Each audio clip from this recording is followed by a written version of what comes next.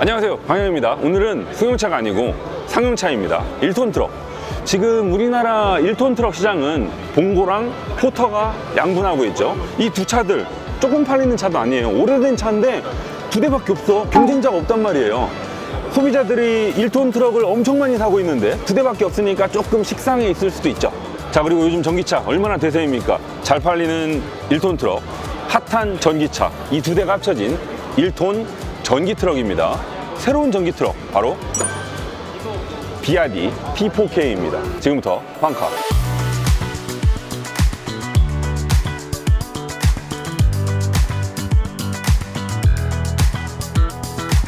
포터랑 비슷하게 생겼습니다. 상당히 독특하죠? 이런 게 훨씬 편하죠. 순정 T맵. 봉고 포터 전기차랑요, 이 T4K랑 비교해보면, 자, 먼저 디자인을 보겠습니다. 일단 얼굴은 이렇게 생겼어요. 사실 이런 1톤 트럭에서 디자인이 승용차만큼 중요하진 않죠. 그래도 뭐 이쁜 게 좋은 거니까. 일단 얼굴은 이렇게 생겼고요. 첫인상은 괜찮습니다. 근데 다만 공교롭게요, 이 헤드램프 모양이나 앞쪽 이 주름 있죠? 이런 것들이 약간 포터랑 꽤 많이 닮았어요. 포터도 헤드램프랑 이 앞쪽 엠블럼이 있는데 이 패널의 디자인이 상당히 비슷하게 생겼거든요. 의도했는지 뭐 의도하지 않았는지는 모르겠습니다만 상당히 포터랑 비슷하게 생겼습니다. 재밌죠? 그리고 비아디 로고가 중간에 박혀 있고요. 이 밑에는 또 주간주행등이 동그랗게 빛을 내고 있네요. 헤드램프는 LED는 아니네요. 방향지시등도 그렇고요.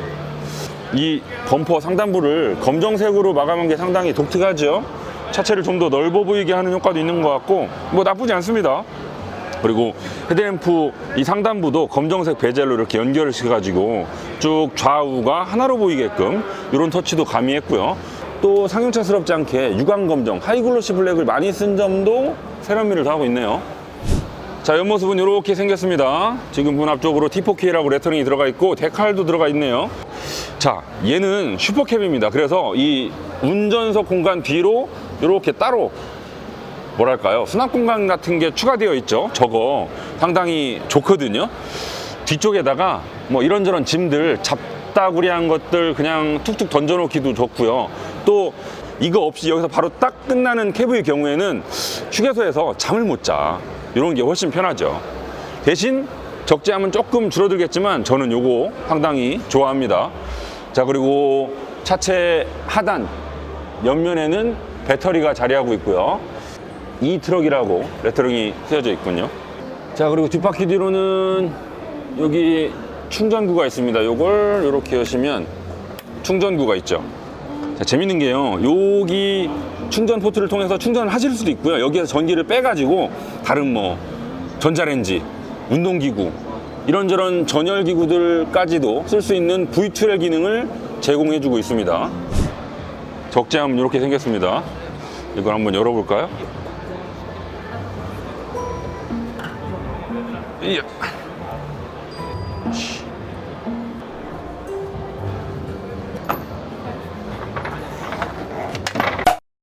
이 데크는 이렇게 생겼습니다. 근데요, 보통 이런 1톤 트럭의 경우에 뒤쪽 타이어를 상당히 작은 걸 집어넣고 덕분에 이 적재함의 높이를 상당히 낮출 수 있는 장점이 있거든요. 그래야 여기다 물건 실을 때 한결 편하니까요. 포터의 경우에는 이 상면고라고 하죠. 적재함이 지상으로부터 올라와 있는 요 높이, 요걸 상면고라고 하는데 이게 한 800mm 정도 됩니다. 80cm. 근데 지금 제가 자를 안 가져와서 정확하진 않습니다만 이 상면고의 높이가요, T4K는 포터보다 조금 높아 보이는데요. 지금 얘가 제 허리 정도 오니까 글쎄요, 상면고가 조금 높아 보이죠. 뭐 정확하진 않습니다. 하부를 보시면 아무래도 이 트럭을 모시는 분들은 특히나 우리나라 트럭커분들 과정 많이 하시잖아요.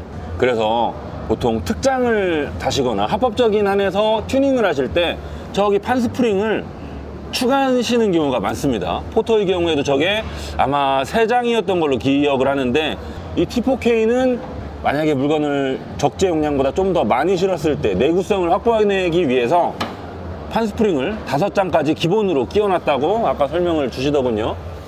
하부는 이렇게 생겼습니다. 특이한 게요, 모터가 뒤 차축 중앙에 있습니다. 모터가 이렇게 호원이 밑에서 보여요. 모터가 이렇게 생겼어요. 지금 저기 보이시죠? 판스프링 5장짜리 하나 둘 셋 넷 다섯. 여기를 충전한 전기가 쑥 가서 앞쪽 배터리로 간 다음에 그 배터리가 이 모터를 통해서 바퀴를 굴리게 되겠죠. 포토본거 그리고 T4K, 이 모터의 출력을 비교해 드리자면 포토본거는 135kW입니다. 한 180마력이 좀 넘는 출력을 가지고 있고요. T4K는 140kW예요. 한 190마력 정도. 그러니까 포토나 본거 대비 모터 출력이 조금 더 높은 셈이죠. 여기 들어가 있는 배터리는 지금 용량이 82kWh의 용량을 확보해내고 있습니다. 포터와 본고가 58.8kWh였거든요. 얘는 82니까 한 35kWh 정도 용량을 더 많이 갖고 있는 셈이죠. 근데 여기서 또 아셔야 될 게, 포토본거는 리튬이온 배터리를 쓰고 있고요. 이 비아디 T4K는 리튬 인산철 배터리를 쓰고 있거든요. 이 리튬이온과 리튬 인산철의 차이, 원래는요 리튬이온이 더 좋은 겁니다. 훨씬 더 비싼 배터리고 에너지 밀도도 더 높고요. 한결 더 고급 시장을 위해서 만드는 배터리인 게 사실이에요. 리튬 인산철은 에너지 밀도가 낮죠. 그래서 같은 부피로 배터리를 만들어도 조금 덜 달릴 수밖에 없어요. 하지만 장점도 있습니다. 에너지 밀도가 낮다 보니까 화재 위험이 좀 리튬 이온 대비 더 낮거든요. 뭐 일장일단이 있습니다. 뭐 요즘 비아디는 그 낮은 에너지 밀도를 개선하기 위해서 원래 셀, 모듈, 팩 이런 순서를 거쳐서 배터리를 만드는데, 중간에 모듈 과정을 생략하고 셀로 바로 팩을 만드는 그런 과정을 통해서 좀 더 같은 공간에 에너지 밀도를 높이려고 하는 시도도 하고 있습니다. 배터리가 이쪽에도 있고요. 전기 승용차도 마찬가지긴 하지만 이런 전기 1톤 트럭의 경우에는 주행거리도 상당히 중요하거든요. 본고 포터는요, 한번 충전하시면 211km를 갈 수 있는데 이 T4K는 246km를 갈 수 있습니다. 한 35km 더 달리는 셈이죠. 본고 포터 전기차랑요, 이 T4K랑 비교해보면 이 T4K가요, 모터 출력이나 일회 충전 주행 가는 거리 이런 게 조금씩 더 높습니다. 많이 차이 안 나고요, 조금씩 더 높아요. 나중에 시장에 진출한 후발주자다 보니까 재원표 상으로 이런 이점을 좀 더 가져가고 싶었겠죠. 자, 이번에는 실내를 보겠습니다. 실내는 이렇게 생겼어요. 이렇게 일단 생긴 것만 넣고 보면 시각적으로는 신모델 같은 느낌이 많이 나죠. 이 계기판도 풀 디지털로 들어가 있고요. 그래픽도 꽤 괜찮습니다. 지금 실내여서 그런데 밝기도 꽤 쨍해요. 잘 보입니다. 그래픽 예쁘다. 지금 왼쪽이 힘을 얼마나 썼는지, 오른쪽이 속도 게이지 뭐 그런 건 것 같고, 가운데가 지금 주행 가는 거리, 배터리 잔량 이런 걸 보여주고 있죠. 이 비아디 측의 설명에 따르면 T4K의 가장 큰 자랑거리 중에 하나가 이 실내에서는 바로 이겁니다. 순정 T맵. 아무래도 우리나라 사람들 운전하면서 길 찾을 때 가장 많이 쓰는 내비게이션이 T맵이잖아요. 이 T맵이 12.8인치 제법 큰 디스플레이에 순정으로 들어가 있으니까 이거 자랑할 만하죠. 상당히 편하게 생겼습니다. 운전하면서 이렇게 큰 모니터로 길 찾으면 기분이 좋을 것 같고요. 또 여기에서 특이한 게 이 전기차 전용 T맵이 들어가 있거든요. 그래서 여기 보시면 여기 보이시죠?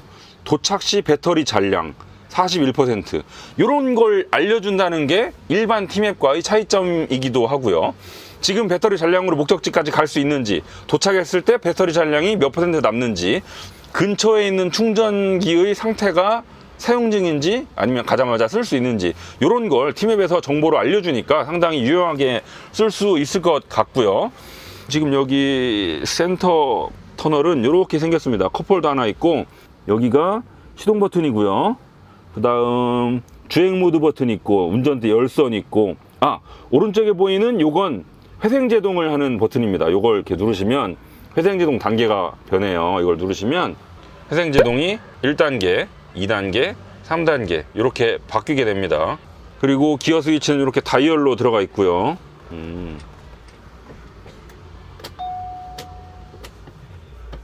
버튼 눌러서 파킹. 그 다음 뭐 공조장치 버튼 있고요. 열선 있고요. 전자식 파킹 브레이크 들어가 있네. 와, 요즘은 이런 상용차도 뜨드드드득 당기는 거 말고 이렇게 전자식 파킹 브레이크가 기본으로 들어가 있군요.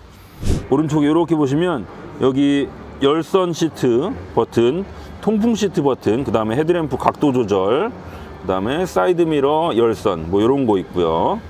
근데 이런 데는 마감이 조금 아쉽다. 얘는 상용차잖아요. 그래서 소재가 뭐 그렇게 고급스럽지는 않습니다.